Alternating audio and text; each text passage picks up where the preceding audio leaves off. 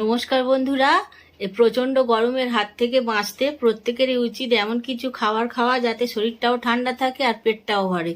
তো সেই রকমই একটা খাবার ছাতুর শরবত। তার জন্য আমি যেভাবে ছাতুর শরবত করি সেই ভিডিওটা আপনারা দেখুন। প্রথমে ছাতু নিয়েছি, ছোলার ছাতু 2 চামচ নিলাম।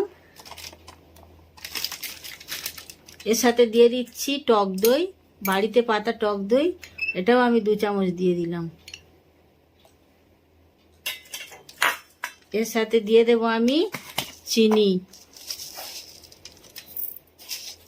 2 চামচ মতো চিনি দিলাম। এবারে দিয়ে দিচ্ছি ফ্রিজে রাখা ঠান্ডা জল, দিয়ে এটাকে এবারে আমি ব্লেন্ড করে নেব।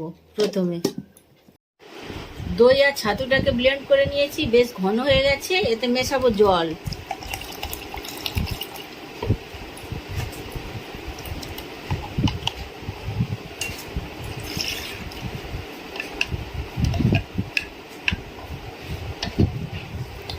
মিক্সার গ্রাইন্ডারটা ভালো করে ধুয়ে নিচ্ছি, কেননা অনেকটা ঘন জিনিস রয়েছে এর মধ্যে।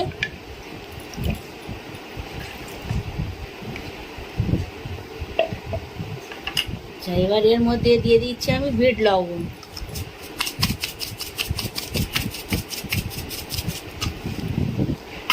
আর দিয়ে দিচ্ছি একটু লেবুর রস, পাতি লেবুর রস।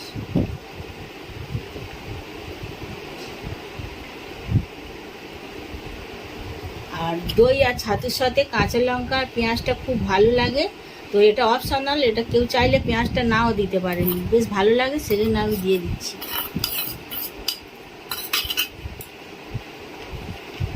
এবার একটু খুব ভালোভাবে নাড়াচাড়া করে নেব।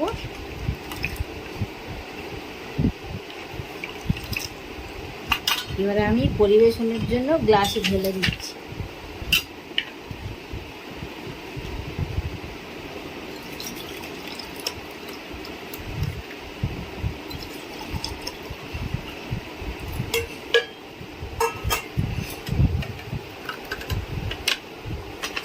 এর উপর থেকে দিয়ে দিচ্ছি একটু চাট মশলা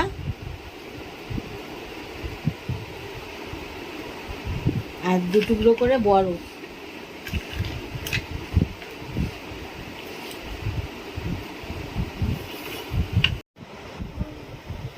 তৈরি হয়ে গেছে ছাতুর শরবত, ঠান্ডা ঠান্ডা। এতে পেটও ভরবে, শরীরটাও ঠান্ডা থাকবে। তো এই রেসিপি আপনাদের কেমন লাগলো, ভালো লাগলে জানাবেন, লাইক কমেন্ট শেয়ার করবেন। প্লিজ আমার চ্যানেলটাকে সাবস্ক্রাইব করবেন, পাশে থাকবেন।